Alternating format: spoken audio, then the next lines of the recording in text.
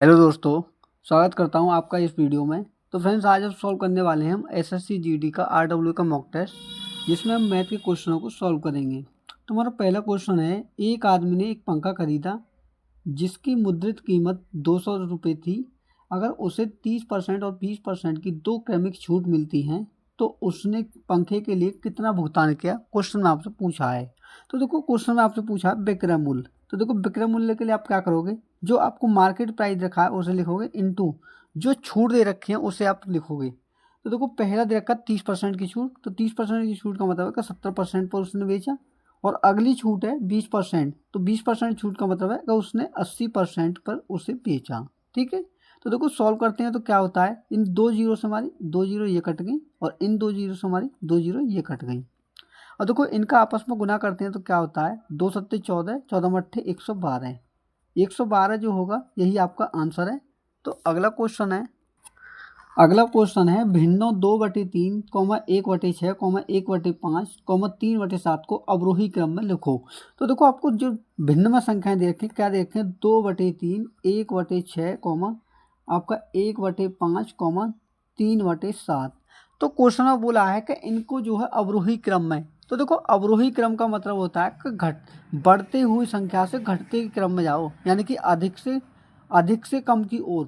तो देखो, सिंपली आप क्या करोगे, पहले आप ये देखोगे, सिंपली जो तरीका है इनमें आप एक बार भाग दे लो। तो देखो, 3 से अगर मैं 2 में भाग देता हूँ तो ये जाएगा लगभग 0.3618, यानी कि 0.66 बार।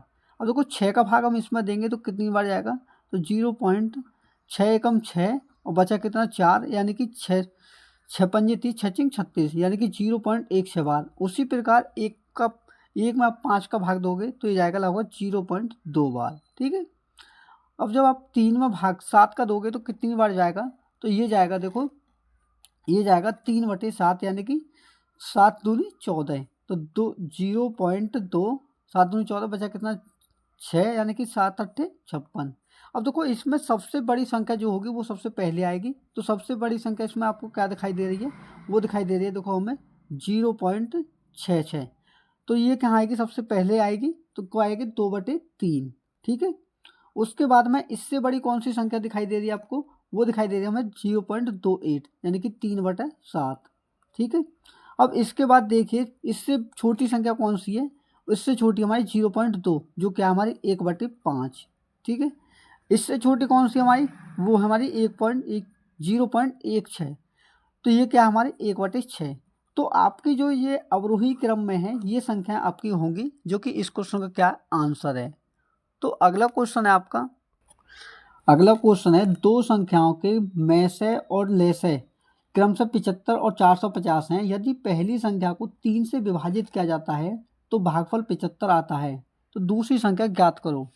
दोस्तों, इसमें आपको देखो करना क्या है, देखो एक फॉर्मूला होता है आपका, LCM बराबर HCF इंटू जो आपकी संख्याएं होती हैं उनके जो है गुणनफल का, जो आपके फैक्टर होते हैं उसे कहते हैं सहभाज्य संख्याओं का गुणनफल। ठीक है, तो ए को इंटू वी। अब देखो, इसमें होता क्या है, जब आप एसएफ का गुणा पहले खंड में करते हो तो आपकी पहली संख्या प्राप्त होती है, और उस खंड में अगर आप इस एसएफ का दूसरे खंड में करते हो तो आपकी दूसरी संख्या प्राप्त होती है। तो देखो, यहाँ से हम क्या करेंगे, हम जो एलसीएम दे रखा है वो कितना दे रखा है 450। ठीक है, तो 450 में जो एचसीएफ दे रखा है वो दे रखा है आपको 75, और इंटू ए इंटू वी। तो देखो, यहाँ से जब हम सॉल्व करेंगे तो देखो क्या आएगा, 25 दिए 75, और यहाँ से 25 एकम 25 बचा 20, यानी कि 200 हो गया, 25 अट्ठे 200। 3 का भाग मैंने इसमें करा तो कितनी बार 6, यानी कि ए इंटू बी, यानी कि दोनों गुणनखंडों का जो गुणनफल है वो कितना है 6 है। तो हमें 6 के दो ऐसे फैक्टर करने होंगे जो क्या हो, आपस में सहभाज्य संख्या हो। तो देखो, सहभाज्य का मतलब होता है कि जिसमें कुछ भी कॉमन ना हो। तो देखो, ऐसे गुणनखंड क्या होंगे भाई, 2 × 3, 2, 3। ठीक है, अब देखो क्वेश्चन में बोला है कि यदि पहली संख्या को 3 से विभाजित किया जाए तो आप क्या करो, पहली संख्या को 3 इसे मान लो, इसे मान लो 2। ठीक है, तो देखो यहाँ से आप करना क्या है, ये आगे खंड, तो हमें संख्या निकालनी है। तो देखो, संख्या हमारी कब निकलेंगे, जब हम एचसीएफ का गुना इन खंडों में करेंगे। तो देखो, मैं आपको निकाल कर दिखाता हूँ पहली संख्या और दूसरी संख्या। ठीक है, तो देखो 3 इंटू क्या करेंगे एचसीएफ से गुना, तो कितना हो जाएगा, 75 का गुना 3 में करेंगे, तो देखो 3 पंजे 15, 3 सत्ते 21 और 1 22। ठीक है, उसी प्रकार देखो 2 का गुना हम 75 में करेंगे तो कितना हो जाएगा 150। अब देखो आपको जो दूसरा स्टेटमेंट है वो आपको वो करना सेटिस्फाई। तो इसमें बोला है कि अगर पहली संख्या हम 3 से भाग दें तो 75 आता है। तो आपको करना क्या है, जो दूसरी संख्या आई, पहली संख्या 225 है, अगर हम इसमें 3 का भाग देते हैं, अगर 75 आता है तो हमारा एक क्वेश्चन आंसर सही होगा, अन्यथा गलत होगा। तो देखो मैंने 3 से अगर इसमें भाग दिया, 3 सत्ते 21, 3 पंजे 15, यानी कि हमारा 75 आ चुका है, जो कि आपका ऑप्शन में दिया हुआ है कि तो भागफल 75 आता है। तो मैं उम्मीद करता हूँ दोस्तों, जो मैं आपको समझाना चाहता हूँ आप समझ चुके होंगे कि इस क्वेश्चन का आंसर जो क्या होगा 150 होगा, क्योंकि आपको क्वेश्चन में पूछा है कि दूसरी संख्या क्या है, तो वो 150 होगी, जो कि इस क्वेश्चन का राइट आंसर है। तो अगला क्वेश्चन है 3 संख्या 11, 16, 23 के अनुपात में है, यदि उनका योग 150 है तो सबसे बड़ी संख्या ज्ञात करो। दोस्तों आपको संख्या दे रखी है 11 अनुपात 16 अनुपात 23 के अनुपात में, और इसमें बोला क्या है कि अगर इनका योग 150 है, यानी कि 150 जो है दोस्तों किसका मान है, ये तीनों का मान है। तो देखो अगर आपको समझने में कोई प्रॉब्लम ना हो तो आप चाहो तो इसमें x ऐड कर सकते हो कि 16x 23x, ठीक है। तो देखो यहाँ से हमारा x का मान निकल के आएगा। तो जो संख्या आपसे पूछी है कि बड़ी संख्या, तो देखो बड़ी संख्या कैसे निकालेंगे, ये जो योग है ये कितने का मान है, इन सभी का योग। तो 23 और 16 कितने हो गए 39 में 11 ऐड करेंगे तो कितना हो जाएगा 50x। तो 50x का मान आपको 150 दे रखा है, आपको निकालना बड़ी संख्या। तो बड़ी संख्या कौन सा हमारी 23x। तो इंटू क्या करेंगे 23x, तो x से x खत्म हुआ, 50 से भाग देंगे 150 में तो कितनी बार कटेगा 3 बार, और 3 का गुना आप 23 में करेंगे कितना हो जाएगा 69, जो कि क्या इस क्वेश्चन का राइट आंसर है। तो अगला क्वेश्चन है निम्नलिखित को हल कीजिए। तो दोस्तों देखो क्वेश्चन में क्या दे रखा है, √9 √144, ठीक है, और बटे में दे रखा है आपको 4 और इंटू 3 √484, और उसके बाद में इंटू 1/, अंडर रूट में 729। तो दोस्तों इस क्वेश्चन में वैसे कुछ नहीं है, इसमें सिर्फ आपको क्या पता होना चाहिए कि हमारे जो होल स्क्वायर है वो क्या है, ठीक है। तो देखो 9 इंटू जो 144 है ये किसका होल स्क्वायर होता है, ये होता है 12 का। तो बाहर क्या निकल के आएगा 12, और बट्टे में क्या हो जाएगा 4 इंटू 3 इंटू 484 जो होता है आपका किसका होल स्क्वायर होता है, होता है 22 का। तो इसमें से बाहर क्या आएगा 22 आएगा इंटू, उसी प्रकार 1/729 किसका होल स्क्वायर होता है आपका, ये होता है 27 का। तो बट्टे में क्या आएगा 27। अब सिंपली क्या करना है, इसे सॉल्व करना है। तो देखो क्या होगा, देखो 12, देखो 9 से भाग देंगे हम 27 में तो कितनी बार कटेगा 3 बार, और 3 का भाग 3 में देंगे कितनी बार कटेगा 1 बार, ठीक है। और 4 का भाग 12 में देंगे तो 3 बार कटेगा, ठीक है। तो सिंपल आप क्या करोगे 22 का गुना 3 में करोगे तो 22 के कितने हो जाएंगे 66, और यही इस क्वेश्चन का आंसर है। तो अगला क्वेश्चन है एक व्यक्ति 3 मिनट में 825 मीटर चलता है, उसकी चाल किलोमीटर प्रति घंटा में कितनी है। तो दोस्तों इसमें आप क्या करोगे, देखो आपको देखो स्पीड निकालने किलोमीटर प्रति घंटा में। तो देखो हमारी स्पीड का फॉर्मूला होता है स्पीड बराबर डिस्टेंस अपॉन टाइम, ठीक है। तो डिस्टेंस कितनी दे रखी है 825 मीटर, और टाइम दे रखा है आपको कितना 3 मिनट। तो पहले हम क्या करेंगे, जब हमारी जो डिस्टेंस है अगर मीटर में है तो हम टाइम को क्या करेंगे उससे बदलेंगे हम सेकंड में, अगर मिनट में दे रखा है तो इनटू क्या करेंगे हम 60 से गुना, ठीक है। ये हो गया हमारा सेकंड में। अब जो हमारी स्पीड है ये आ गई हमारे मीटर प्रति सेकंड में, लेकिन हमें स्पीड निकालने किलोमीटर प्रति घंटा में। तो उसके लिए हम क्या करेंगे, इसमें 18/5 से इसमें गुना। तो अब हमारी स्पीड जो आएगी वो किस में आएगी, वो आएगी किलोमीटर प्रति घंटा में। तो देखो 6 से भाग दिया मैंने इसमें, तो देखो यहाँ अगर गुना करेंगे तो 60 के कितने होते हैं 180, और 180 में अगर 10 से भाग दोगे यानी कि 18 धाम 180, और 18 से भाग इसमें देंगे तो 18 कम 18 है, ठीक है। यहाँ बना 180 में मैंने 18 से भाग दिया तो 10 बार कटा, और 18 का भाग 18 में दिया तो 1 बार, ठीक है। तो देखो 5 से भाग मैंने इसमें दिया कितनी बार कटा, 16 पंजे 80, बचा कितना 2, तो 5 पंजे 25। अब आप क्या करोगे 165 में 10 का भाग करोगे तो आपकी स्पीड कितनी आएगी 16.5 किलोमीटर प्रति घंटा जो होगी वो इसकी स्पीड होगी, जो कि इसका आंसर है, ठीक है। तो अगला क्वेश्चन है जब किसी टीवी का विक्रय मूल्य 18,700 रुपये होता है तो दुकानदार को 15% की हानि होती है। 15% का लाभ प्राप्त करने के लिए उस टीवी का विक्रय मूल्य कितना रखा जाना चाहिए, ये क्वेश्चन आपसे पूछा है। तो दोस्तों देखो मैं यहाँ पर सीधा आपको बताऊँ आंसर कैसे निकालेंगे डायरेक्ट। तो देखो आंसर के लिए क्या करोगे, जो 18,700 रुपये जो आपको दे रखा है, ये दे रखा है 15% की हानि, यानी कि 100 में से 15 घटाएंगे तो कितना बचेगा, 85% का मान दे रखा है आपको, कितना, 18,700। आपको निकालना क्या है कि 15% का लाभ। तो देखो 15% का लाभ का मतलब है 100 में 15% ऐड करना, तो कितना हो जाएगा, 115%। ठीक है। तो देखो 17 से मैंने भाग दिया तो 17 से कटा ये 5 बार, और 17 का भाग ऊपर करेंगे तो 17 एकम 17 बचा 1, यानी कि 17 होगा, 17 एकम 17, फिर 2 जीरो। ठीक है। अब इस 5 का भाग अब इसमें देंगे 115 में, तो ये कटेगा 23 बार। अब आप 1100 का गुना 23 में करेंगे तो देखो क्या आएगा, 2 जीरो मैंने निकाल ली, 23 एकम 23 का 3, हाथ से लगे 2, 23 एकम 23 और 2 कितने हो गए, 25, यानी कि 25,300 रुपये जो होगा इस क्वेश्चन का आंसर होगा, जो कि राइट आंसर है। ठीक है। तो अगला क्वेश्चन है, पी और क्यू ने एक व्यवसाय में 5:13 के अनुपात में निवेश किया। क्यू ने 6 महीने बाद अपनी पूंजी निकाल ली।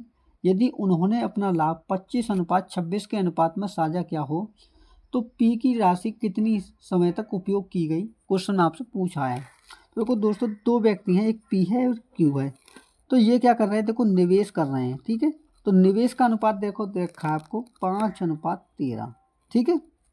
और देखो इनका लाभ का अनुपात दे रखा है आपको, कितना, जो लाभ है वो दे रखा 25:26। ठीक है। 25:26। अब देखो इसमें एक व्यक्ति का टाइम दे रखा आपको, कितना, जो क्यू है 6 महीने टाइम, क्यू का जो इन्वेस्ट कर रहा है वो कितने समय के लिए कर रहा है, 6 महीने के लिए। तो इसमें आपसे पी का पूछा है।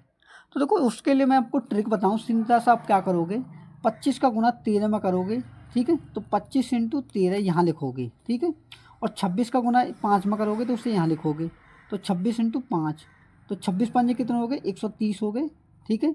तो 13 का भाग अगर आप इसमें दोगे 130 में, तो कितनी बार कटेगा, 10 बार। ठीक है। अब देखो इसे और सॉल्व करते हैं, क्योंकि हमें इसका क्या लेना, अनुपात। तो देखो 5 दूना 10, और 5 से भाग इसमें दिया तो ये कटा 5 बार। अब देखो आपको अच्छे से समझाने के लिए मैं क्या करता हूँ, इस अनुपात को नीचे उतारता हूँ। ठीक है। ये आपका टाइम का रेशियो है 5:2। तो देखो आपको जो 6 महीने दे रखा है, 6 माह दे रखा है, वो कितने यूनिट का मान है, वो क्यू का दे रखा है जो 2 यूनिट का मान है। ठीक है। और आपको किसका मान निकालना है, वो निकालना है पी का। तो पी के लिए आप क्या करोगे, इस 5 से गुना करोगे। तो देखो 2 3 6, और 3 का गुना 5 में करेंगे कितना हो जाएगा, 15 माह, यानी कि 15 माह के लिए पी ने इन्वेस्ट किया, जो कि इस क्वेश्चन का आंसर है। ठीक है। तो अगला क्वेश्चन है आपका, अगला क्वेश्चन है, ब्याज की गणना तिमाही चक्रवृद्धि आधार पर करते हुए 32,000 की राशि पर 12% वार्षिक दर से 6 माह में प्राप्त चक्रवृद्धि ब्याज ज्ञात कीजिए। दोस्तों देखो यहाँ पर जो प्रिंसिपल है आपका वो तो सेम ही रहेगा, जो आपको 32,000 रुपये दे रखा है। ठीक है।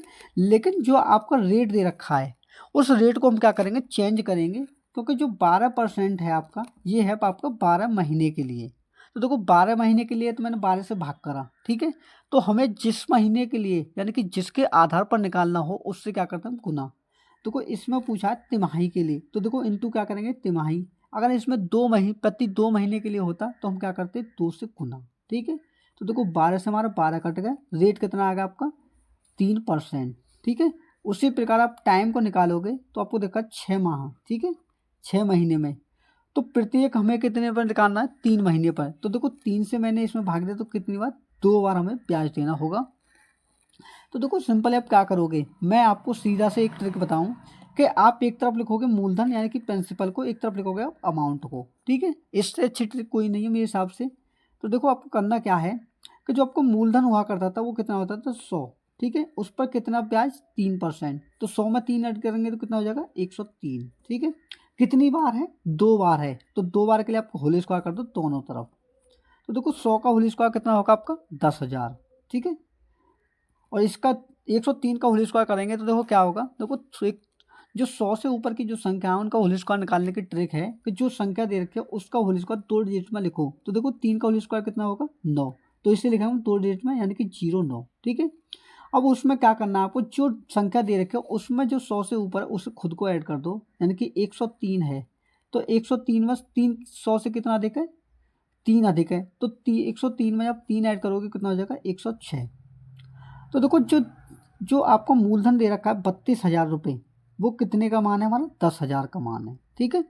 और आपको निकालना क्या है, आपको निकालना है CI यानी कि ब्याज। तो देखो ब्याज के लिए क्या करोगे आप, 10,609 में से 10,000 को घटाओगे तो ब्याज आएगा हमारा 609। ठीक है, 609 इतना आ गया। तो देखो 3 जीरो से हमारे 3 जीरो ये कट गए।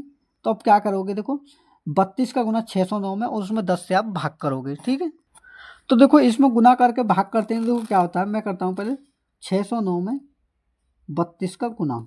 ठीक है, तो देखो 2 निम 18 और 2 छिक्की 12, फिर 3 से भाग के 3 निम 27 और देखो 3 छिंग 18। तो देखो क्या है, 8 7 और 1 8, 2 और 2 4 और 8 और 1 9 और 1, यानी कि 1948। और इसमें देखो कर करना आपको 10 का भाग, यानी कि 19,488 में आप 10 से भाग करोगे तो क्या होगा, एक पॉइंट लास्ट की संख्या से पहले लग जाएगा, यानी कि 1948.8 जो होगा इस क्वेश्चन का दोस्तों राइट आंसर होगा, जो कि क्या है, करेक्ट आंसर है। ठीक है, तो अगला क्वेश्चन है आपका, अगला क्वेश्चन है, एक पिता और पुत्र की आयु के बीच का अंतर 35 वर्ष है। अब से 5 वर्ष बाद पिता की आयु पुत्र की आयु की दोगुनी होगी, पुत्र की वर्तमान आयु क्या है। तो दोस्तों आपको क्या करना है, देखो पिता को माना मैंने फादर, यानी कि एफ से डिनोट किया, और पुत्र के लिए मैंने एस लिखा। पिता और पुत्र की वर्तमान आयु का जो अंतर है वो कितना, 35 वर्ष। ठीक है, लिख दिया मैंने। अब देखो इसके बाद में बोला है कि अब से 5 वर्ष बाद पिता की आयु पुत्र की आयु की दोगुनी होगी, यानी कि देखो ये फादर और ये सन। 5 वर्ष बाद जो है पिता की जो आयु है पुत्र की आयु कितनी, दोगुनी। मान के चलो पुत्र की आयु x वर्ष है तो पिता की आयु कितनी हो जाएगी, दोगुनी 2x। ठीक है, तो आपको देखो सिंपली क्या करना है, ये है आपका वर्तमान का और ये 5 वर्ष बाद का। तो इस रेशियो को क्या लाएंगे हम, इस रेशियो में लाएंगे वर्तमान में। तो देखो वर्तमान के लिए आप क्या करोगे, ये 5 वर्ष बाद का है तो इसमें से 5 वर्ष घटाएंगे तो हमारा क्या आ जाएगा वर्तमान में। तो देखो 2x माइनस के 5 तो आ गया वर्तमान में, क्योंकि ये 5 वर्ष बाद का रेशियो है तो हमने 5 वर्ष घटा दिया तो कितना आएगा वर्तमान में। ठीक है, तो इनका अंतर माइनस, ठीक है, तो इस एक्स में से भी घटाएंगे -5 और कितना हो जाएगा 35 वर्ष। ठीक है, अब देखो 2x माइनस के 5, इस माइनस का गुना अंदर करेंगे तो x हो जाएगा माइनस का और ये 5 किसका हो जाएगा, प्लस का। ठीक है, +5 बराबर 35। तो देखो माइनस का 5 प्लस के 5 से क्या होगा, कट गया। तो 2x में से x घटाएंगे तो कितना हो जाएगा 35 वर्ष। तो जो 35 वर्ष आई है ये x की कौन सी आयु है, ये है 5 वर्ष बाद की, यानी कि प्रेजेंट से 5 वर्ष बाद। लेकिन क्वेश्चन में बोला है कि वर्तमान आयु। ठीक है, तो देखो इसके लिए क्या करोगे आप, इसमें से 35 वर्ष में से आप 5 घटाओगे तो जो सन है, उस जो पुत्र है उसकी वर्तमान आयु आएगी कि 35 में से 5 घटाएंगे तो 30 वर्ष जो होगी उसकी वर्तमान आयु होगी, जो कि इस क्वेश्चन का क्या आंसर है। ठीक है, तो अगला क्वेश्चन है, एक मिश्रण की 72 लीटर मात्रा में पानी और दूध का अनुपात 4:5 है। इस मिश्रण में कितने मात्रा में दूध और मिलाया जाना चाहिए ताकि मिश्रण में पानी और दूध का अनुपात 3:6 हो जाए। तो दोस्तों सिंपली देखो आप क्या करोगे, एक तरफ लिखोगे क्या, पानी को, और एक तरफ लिखोगे दूध को। तो ये देखो पानी होगा और ये होगा हमारा दूध। ठीक है, इनका जो अनुपात है वो कितना दे रखा है आपको, 4:5। ठीक है, और क्वेश्चन में बोला है कि इसमें कितना दूध मिलाया जाए। मान के चलो अगर इसमें x लीटर दूध मिलाते हैं तो उसके बाद जो हमारा अनुपात है वो कितना हो जाता है, 3:6। और दोस्तों यहाँ पर आपको एक बात याद रखनी है कि हम जिसमें परिवर्तन करते हैं परिवर्तन सिर्फ उसमें होगा जिसमें हम कुछ मिला नहीं रहे, वो हमारा रेशियो सेम रहेगा। तो देखो पानी हमारा सेम है, यानी कि पानी में कोई परिवर्तन नहीं कर रहे हैं, तो अगर यहाँ 4 यूनिट है तो यहाँ भी क्या होना चाहिए, 4 यूनिट होना चाहिए। तो देखो सेम करने के लिए क्या करेंगे हम, ऊपर ले उसमें 3 से गुना करेंगे और इसमें करेंगे हम 4 से गुना। ठीक है, अगर ये अलग अलग हैं। ठीक है, तो 3 चौके कितने हो गए, 12, और 3 पंजे कितने हो गए, 15, और 4 का गुना 3 में करेंगे कितना होगा, 12, और 4 6 कितने हो गए, 24। तो देखो पानी पहले भी 12 यूनिट था और आज के टाइम भी 12 यूनिट हो गया, यानी कि सेम हो गया पानी। अब देखो हम परिवर्तन किस में कर रहे हैं, वो कर रहे हैं हम दूध में। तो देखो 15 से कितना होगा, 24, यानी कि कितने यूनिट बढ़ा है, 9 यूनिट। ठीक है, 9 यूनिट बढ़ा। तो आपको करना क्या है, देखो 72 लीटर जो आपको दे रखा है पान मिश्रण, आपको वो कितने यूनिट का मान है, आपको 15 और 12 27 यूनिट का मान। ठीक है, आपको निकालना 9 यूनिट का मान जो दूध हमने मिलाया है। तो देखो इंटू करेंगे 9 से, तो देखो 9 से मैंने भाग दिया 27 में, तो ये कटा 3 बार, और 3 का भाग अब 72 में देंगे तो कितनी बार कटेगा, 24 बार। तो 24 लीटर जो होगा इस क्वेश्चन का आंसर होगा। ठीक है, तो अगला क्वेश्चन है आपका, अगला क्वेश्चन है, यदि a बराबर √4 दिया गया है तो निम्नलिखित का मान ज्ञात करो। तो दोस्तों आपको करना क्या है, देखो a बराबर √4 दे रखा है, तो देखो √4 में से बाहर निकालोगे तो क्या आएगा हमारा 2। ठीक है, तो देखो आपको क्या करना है, सिंपली इसका मान निकालना है, जो आपका √9 दे रखा है प्लस 25a, ठीक है, प्लस के 64 अंडर रूट में। तो देखो √9 में से बाहर क्या आएगा आपका 3 आएगा, प्लस 25 में क्या करना है आपको, 25a दे रखा है, तो 25 में आप 2 का गुना करेंगे तो कितना हो जाएगा, 25 दूनी 50, और 64 में से बाहर निकालेंगे तो क्या आएगा 8। तो ऐड करेंगे तो देखो क्या आएगा, 50 और 8 58, 58 और 3 कितने हो गए 61। तो 61 जो होगा इस क्वेश्चन का आंसर होगा। तो अगला क्वेश्चन है, एक समांतर चतुर्भुज की ऊंचाई इसके संगत आधार से 2 गुनी है और समांतर चतुर्भुज का क्षेत्रफल 288 मीटर स्क्वायर है, तो समांतर चतुर्भुज की ऊंचाई ज्ञात करो। तो दोस्तों आपको करना क्या है, तो कुछ समांतर चतुर्भुज के आपको देखो, एक तो ऊंचाई, ठीक है, ऊंचाई, और दूसरा बोला है इसमें कि उसका आधार, ठीक है, संगत आधार, ऊंचाई और आधार। तो देखो इसमें क्या बोला है कि संगत आधार से 2 गुनी है। मान के चलो अगर आधार हमारा x है तो ऊंचाई कितनी हो जाएगी, इसकी 2 गुनी 2x। ठीक है, अब देखो मैं आपको बताऊं कि समांतर जो चतुर्भुज होता है, समांतर चतुर्भुज, ठीक है, समांतर चतुर्भुज का जो क्षेत्रफल होता है वो होता है हमारा देखो बेस इंटू हाइट, यानी कि आधार गुणा ऊंचाई। ठीक है, अब देखो आपको क्षेत्रफल दे रखा है कितना, 288, ठीक है, 288 लिख दिया मैंने। अब देखो आधार में आपको गुना करोगे ऊंचाई का, तो देखो क्या होगा, आधार हमारा x इंटू ऊंचाई कितनी है 2x। तो देखो यहाँ से क्या निकलेगा, हमारा x का मान निकलेगा, तो 2 से भाग दिया मैंने 288 में, तो ये कटा 144 बार, और x का गुना x में करेंगे तो कितना हो जाएगा x स्क्वायर। अब आप यहाँ ये देखिए कि 144 किसका होल स्क्वायर है, 12 का, तो आपका x का मान सीधा क्या आएगा, 12 आएगा, x का मान आएगा 12। तो क्वेश्चन में आपसे पूछा है कि चतुर्भुज की ऊंचाई कितनी है, तो देखो ऊंचाई क्या करेंगे, ऊंचाई जो है हमारी x की कितनी है 2 गुनी, तो 12 में अगर आप 2 का गुना कर दोगे तो ऊंचाई कितनी हो जाएगी 24 सेंटीमीटर, 24 मीटर सॉरी, जो कि इस क्वेश्चन का क्या है आंसर है। ठीक है, तो अगला क्वेश्चन है आपका, अगला क्वेश्चन है, एक ठोस गोलाकार गेंद का आयतन 38,808 सेंटीमीटर क्यूब है, तो इसकी त्रिज्या ज्ञात करो। तो दोस्तों आपको मैं बता दूं, जो आपका गोला होता है उसका आयतन होता है 4/3 पाई आर का क्यूब। ठीक है, और इसी का मान आपको दे रखा है कितना, 38,808। ठीक है, तो देखो यहाँ वैल्यू अगर हम पाई के रखते हैं तो देखो क्या आता है, 4/3 इंटू 22/7 इंटू रेडियस का क्यूब बराबर 38,808। ठीक है, तो देखो जब 22 से मैं इसमें भाग देता हूँ तो कितनी बार कटता है, 22 से कम 22, बचा आपका 16 यानी कि 168 हो गया, 22 सत्ते 154, फिर बचा आपका 14 यानी कि 144 हो गया, 140 सॉरी। तो देखो 22 पंजे 132, 22 पंजे 110, 22 छक्का 132, ठीक है, 132 हो गया। तो 140 में जब 132 घटाओगे तो बचेगा 8 यानी कि 88 हो गया।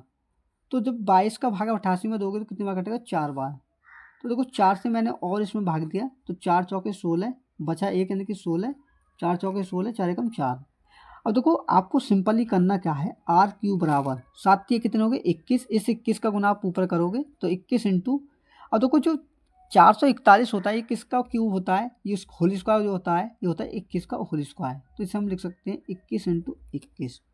अब देखो इधर भी क्यूब और इधर भी 21 का क्यूब है, तो देखो तुलना करने पर क्या होगा, हमारा रेडियस बराबर 21 मीटर आए सेंटीमीटर आएगा, जो कि इस क्वेश्चन का क्या है आंसर है। ठीक है, तो अगला क्वेश्चन है आपका, अगला क्वेश्चन है, पी क्यू तथा आर का औसत 58 किलोग्राम है, यदि पी और क्यू का औसत भार 54 किलोग्राम तथा क्यू और आर का औसत भार 48 किलोग्राम है, तो क्यू का भार ज्ञात कीजिए। दोस्तों सबसे पहले हम क्या निकालेंगे, इनका टोटल भार निकालेंगे कितना है, पी क्यू और आर का कितना देखा है, औसत भार 58 किलोग्राम है, अगर हम 3 का गुना कर देंगे क्योंकि 3 व्यक्ति हैं तो हमारा टोटल भार निकलेगा कितना है। ठीक है, तो देखो 58 ये कितने हो गया हमारे 174। ठीक है, और अगला दे रखा है आपको पी और क्यू का, ठीक है, कितना देखा 54 किलोग्राम, तो 54 में हम 2 का गुना करेंगे तो कितना आएगा 108 किलोग्राम। ठीक है, और अगला दे रखा आपको कितना क्यू और आर का, क्यू और आर का औसत भार कितना 48, तो देखो 48 में 2 का गुना करेंगे कितना हो जाएगा 96। अब देखो साधारण सी ट्रिक क्या है कि इन सभी को ऐड कर दो, इन दोनों को ऐड कर दो और उसमें से आप घटा दो, यानी कि इन दोनों को ऐड करके इसके भार में टोटल में से इसे घटा दोगे तो आपका Q का मान निकल कर आएगा। क्यों? क्योंकि यहाँ Q 2 जगह है और वहाँ 1 जगह है। ठीक है, तो देखो ऐड करते हैं तो कितना हो जाएगा 108 में, देखो ऐड करा मैंने तो कितना होगा P + 2Q + R बराबर कितना होगा 108 में 96 ऐड करा है तो कितना होगा आपका, ये होगा आपका 204। ठीक है, 204 हो गया। अब देखो इसमें से आपको घटाना क्या है, अब देखो इसके बाद में क्या करना है आपको, जो PQR है इसको घटाना है। तो देखो P + Q + R, ठीक है, तो इससे घटाएंगे तो देखो क्या होगा 174। तो देखो P + Q सिंगल है तो घटाने पर क्या हो जाएगा, कट जाएंगे। ठीक है, P से P करता हूँ और 2Q में से Q घटाएंगे तो Q का मान सीधा आएगा 4 में 4 घटाए 0, 10 में 7 घटाए 3, तो Q का भार कितना होगा 30 किलोग्राम होगा, जो कि इस क्वेश्चन का क्या आंसर है। ठीक है, तो अगला क्वेश्चन है, एक आदमी अपनी मासिक आय का 30% बचत करता है। यदि उसकी मासिक आय में 10% की वृद्धि होती है तो वह पिछली बचत में 20% अधिक बचत करता है। उसके व्यय में हुई प्रतिशत वृद्धि ज्ञात कीजिए। तो सिंपली क्या करना है, देखो उसकी कोई व्यक्ति हो, उसकी जो इनकम होती है, देखो इनकम हो गई, ये उसकी सेविंग बचत होगी और इसका क्या होगा खर्च यानी कि एक्सपेंडिचर। तो जो इन्वेस्ट होती है उसकी, उसको कितना मानते हैं हम, इनकम को उसे मानते हैं 100। ठीक है, तो उसमें क्या कर रहा है 30% बचत कर रहा है, तो 100 का 30% कितना होगा 30, तो 100 में से 30 बचत कर रहा है तो खर्च कितना कर रहा होगा 70। ठीक है, और देखो क्वेश्चन में बोला है कि मासिक आय में 10% की वृद्धि, तो 100 में अगर 10 की वृद्धि कर दें तो कितना हो जाएगा 110। ठीक है, अब देखो इसमें बोला है कि तो पिछली बचत में 20% की वृद्धि होती है। ठीक है, अधिक बचत करता है, तो देखो 30 का 20% कितना होगा आपका 6 होगा, तो 30 में 6 ऐड कर देंगे तो कितना हो जाएगा 36। अब देखो आपको निकालना खर्च, तो 110 में से 36 घटाएंगे तो कितना बचेगा 10 में 6 घटाए 4 और यहाँ कितना बचा 10, 10 में से 3 घटाए 7, यानी कि 70 के ऊपर कितने की वृद्धि हुई 4 की। तो आपको यही तो निकालना है कि 4 70 का कितना परसेंट है, तो 4/70 इंटू क्या करेंगे 100% से गुना। ठीक है, तो देखो 1 0 से 1 0 खत्म, 4 का गुना 10 में करेंगे तो कितना हो जाएगा 40, और इसमें 7 का भाग देंगे तो कितनी बार जाएगा 7 पंजे 35, बचा कितना 5, यानी कि 50 होगा, 7 7 49, यानी कि 5.7% की वृद्धि होगी उसकी खर्च में, जो कि इस क्वेश्चन का क्या आंसर है। ठीक है, तो अगला क्वेश्चन है किसी संख्या को 45 से भाग देने पर शेषफल 28 बचता है, अगर उसी संख्या को 15 से भाग देने पर शेषफल क्या होगा। दोस्तों मैं आपको बता दूं कि किसी संख्या को, देखो जैसे कि मान के चलो n बराबर हम 45, n संख्या में 45 से भाग देते हैं तो हमारा जो रिमाइंडर बचता है वही हमारा n का मान होता है, कितना है 28। तो जो रिमाइंडर बचता है वही क्या होता है हमारा n का मान होता है। तो इसी में बोला कर हम 28 में 15 से भाग दें तो रिमाइंडर क्या बचेगा, तो देखो 28 में अगर 15 से भाग दोगे तो रिमाइंडर क्या बचेगा हमारा 13, जो कि इस क्वेश्चन का क्या आंसर है। ठीक है, तो अगला क्वेश्चन है ए अकेला किसी कार्य को 10 दिनों में पूरा कर सकता है और बी उसी कार्य को 15 दिनों में पूरा कर सकता है। ए और बी उस कार्य को 4800 रुपये में हाथ में लेते हैं, वे सी की मदद से उस कार्य को 5 दिनों में पूरा करते हैं, तो सी को कितनी धनराशि भुगतान करनी होगी। दोस्तों जबकि 3 व्यक्ति हैं, एक ए है जो उसे अकेला 10 दिन में कर रहा है, वहीं बी जो है उसे कितने दिन में कर रहा है 15 दिन में। ठीक है, लेकिन जब तीनों मिलकर करते हैं ए बी और सी तो उसे कितने दिन में करते हैं 5 दिनों में। ठीक है, तो पहले निकालेंगे हम टोटल कार्य, तो देखो तीनों का एलसीएम लोगे तो क्या आएगा 30। ठीक है, कितना आएगा 30 आएगा, तो देखो 10 से मैंने इसमें भाग दिया तो कितनी बार कटा 10 दिए 30, और 15 का भाग इसमें देंगे तो 15 दूना 30, और देखो 5 का भाग 30 में दे तो कितना बार कटा 6 बार, यानी कि अकेले की क्षमता 3 यूनिट, बी की 2 यूनिट और तीनों की क्षमता 6 यूनिट। तो आप ये सोचिए अगर तीनों की क्षमता 6 यूनिट है और इसमें ए और बी की क्षमता टोटल कितनी है 5 यूनिट, तो सी की क्षमता कितनी होगी 6 में से 5 घटाएंगे तो 1 यूनिट, यानी कि ए की क्षमता कितनी है 1 यूनिट है।